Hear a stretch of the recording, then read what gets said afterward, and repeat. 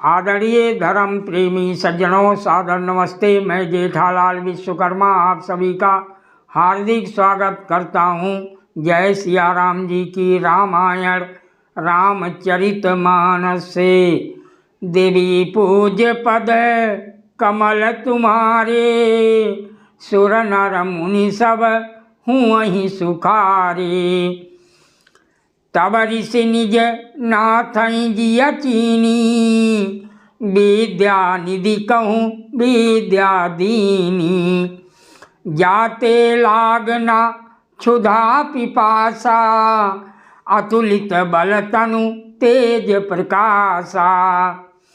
तब महर्षि विश्वामित्र जी ने प्रभु श्री राम को मन में विद्या का भंडार समझते हुए भी अर्थात लीला को पूर्ण करने के लिए ऐसी विद्या दी जिससे भूख प्यास ना लगे और शरीर में अतुलित बल और तेज का प्रकाश हो।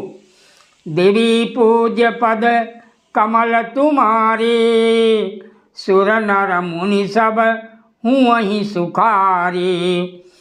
आयुध सर्व समर्पके प्रभु निज आश्रमयानी, कंदमूल फल भोजन दीनी भगति हिते जानी। देवी पूज्य पद कमल तुम्हारे, सुर नर मुनि सब हूँ वहीं सुखारे। सब अस्त्र शास्त्र समर्पण करके मुनि प्रभु श्री राम जी को अपने आश्रम में ले आए और उन्हें परम हितु जानकर भक्ति पूर्वक कंदमूल और फल का भोजन कराया। प्रातः कहा मुनि सुन रघुराई, निर्भय जागी करो तुम जाई। होम करन लागे मुनि झारी, आप रहें मख की रखवारी। सवेरे श्री रघुनाथ जी ने मुनि से कहा, आप जाकर निडर होकर यज्ञ कीजिए। ये सुनकर सब मुनि हवन करने लगे। आप अर्थात श्री राम जी यज्ञ की रखवाली पर रहे। सुन मारीच निशाचर क्रोही, लई सहाय धावा मुनि द्रोही। बिन फर बाण राम तेहि मारा, सत जो जनगा सागर पारा। ये समाचार सुनकर मुनियों का शत्रु क्रोधी राक्षस मारीच अपने सहायकों को लेकर दौड़ा। श्री राम जी ने बिना फल वाला बाण उसको मारा, जिससे वो 100 योजन के विस्तार वाले समुद्र के पार जा गिरा। पावक सर सुबाहु पुनि मारा, अनुज निशाचर कटुक संहारा।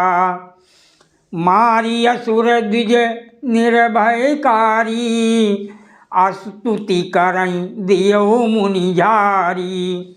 फिर सुबाहु को अग्नि बाण मारा। इधर छोटे भाई लक्ष्मण जी ने राक्षसों की सेना का संहार कर डाला। इस प्रकार श्री राम जी ने राक्षसों को मारकर ब्राह्मणों को निर्भय कर दिया। तब सारे देवता और मुनि स्तुति करने लगे। तहाँ पुनि कछुक दिवस रघुराया, रहे कीन विप्रन पर दाया। भगत हेतु बहु कथा पुराना, कहीं विप्र यद्यप प्रभु जाना। श्री रघुनाथ जी वहाँ कुछ दिन और रहकर ब्राह्मणों पर दया की। भक्ति के कारण ब्राह्मणों ने उन्हें पुराणों की बहुत सी कथाएं कहीं, यद्यप प्रभु सब जानते थे। तब मुनि सादर कहा बुझाई, चरित एक प्रभु देखई जाई। धनुष जाग्ञ सुनि रघुकुल नाथा, हरसि चले मुनिवर के साथा। तदंतर मुनि ने आदर पूर्वक समझा कर कहा, हे प्रभु चलकर एक चरित्र देखिए। रघुकुल के स्वामी श्री रामचंद्र जी धनुष यज्ञ की बात सुनकर मुनि श्रेष्ठ विश्वामित्र जी के साथ प्रसन्न होकर चले।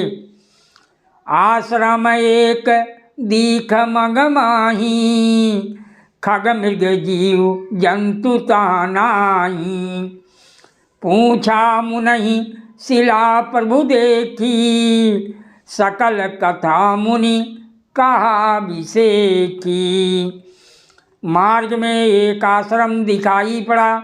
वहाँ पशु पक्षी कोई भी जीव जंतु नहीं था। पत्थर की एक शिला को देखकर प्रभु ने पूछा। तब मुनि ने विस्तार पूर्वक सब कथा कही। देवी पूज्य पद कमल तुम्हारे, सुर नर मुनि सब हुई सुखारे। गौतम नारी श्राप बस, उपल दे धरि धीर। चरण कमल रज चाहती, कृपा करहूँ रघुवीर। देवी पूज्य पद कमल तुम्हारे, सुर नर मुनि सब हुई सुखारे। महर्षि गौतम मुनि की स्त्री अहिल्या श्राप बस पत्थर की देह धारण किए बड़े धीरज से आपके चरण कमलों की धूलि चाहती हैं। हे रघुवीर, इस पर कृपा कीजिए। पर सत पद पावन शोक न सावन, प्रगट भई तप पुंज सही। दियखत रघुनायक जन सुखदायक, सन्मुख होई कर जोरी रही। अति प्रेम यदीरा पुलक शरीरा, मुख नहीं आवई बचन कही। अतिशय बड़भागी चरणन लागी, जुगल नयन जल धार बही। श्री राम जी के पवित्र और शोक को नाश करने वाले चरणों का स्पर्श पाते ही सचमुच वो तपोमूर्ति अहिल्या प्रकट हो गई। भक्तों को सुख देने वाले श्री रघुनाथ जी को देखकर वो हाथ जोड़कर सामने खड़ी रह गई। अत्यंत प्रेम के कारण वो अधीर हो गई। उसका शरीर पुलकित हो उठा। मुख से वचन कहने में नहीं आते थे। वो अत्यंत बड़े भागिनी अहिल्या प्रभु के चरणों से लिपट गई और उसके दोनों नेत्रों से जल अर्थात प्रेम और आनंद के आंसुओं की धारा बहने लगी। धीरज मन कीना प्रभु काहू चीना, रघुपति कृपा भगति पाई। अति निर्मल बानी स्तुति ठानी, ज्ञान गम्य जय रघुराई। मैं नारी पावन प्रभु जग पावन, रावण रिपु जन सुखदाई। राजीव विलोचन भव भय मोचन, पाई पाई शरण नहीं आई। फिर उसने मन में धीरज धरकर प्रभु को पहचाना और श्री रघुनाथ जी की कृपा से भक्ति प्राप्त की। तब अत्यंत निर्मल वाणी से उसने इस प्रकार स्तुति प्रारंभ की। हे ज्ञान से जानने योग्य श्री रघुनाथ जी, आपकी जय हो। मैं सहज ही आप पवित्र स्त्री हूँ और हे प्रभु, आप जगत को पवित्र करने वाले, भक्तों को सुख देने वाले और रावण के शत्रु हैं। हे कमल नयन, हे संसार जन्म मृत्यु के भय से छुड़ाने वाले, मैं आपकी शरण आई हूँ। मेरी रक्षा कीजिए, रक्षा कीजिए। सादर प्रणाम। जय सिया राम जी की।